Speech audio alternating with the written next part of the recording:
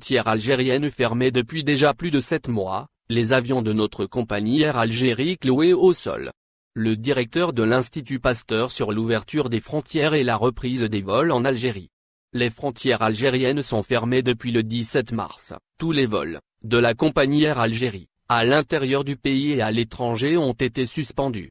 Alors que, dans plusieurs pays, notamment des pays voisins, les frontières ont été ouvertes cet été, les autorités algériennes ont, quand même, décidé de garder ces dernières fermées malgré une amélioration sur le plan de contamination.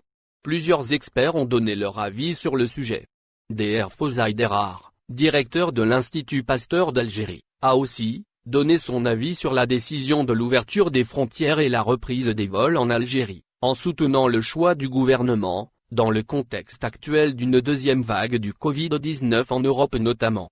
En effet, il a déclaré ce dimanche 25 octobre, sur la radio nationale chaîne 3, « Je pense que la situation sanitaire exige que les frontières soient fermées. Le jour où il y aura des données nouvelles, les hautes autorités prendront la décision qu'il faut, d'après notre source le site Visa Algérie. La situation en Algérie est inquiétante. Dr Fawzi Derar a jugé que la situation en épidémique en Algérie est très sérieuse, il y a des personnes qui meurent quotidiennement. Il faut être très sérieux dans la manière de traiter la situation épidémique, a-t-il ajouté, selon notre source le site Visa Algérie.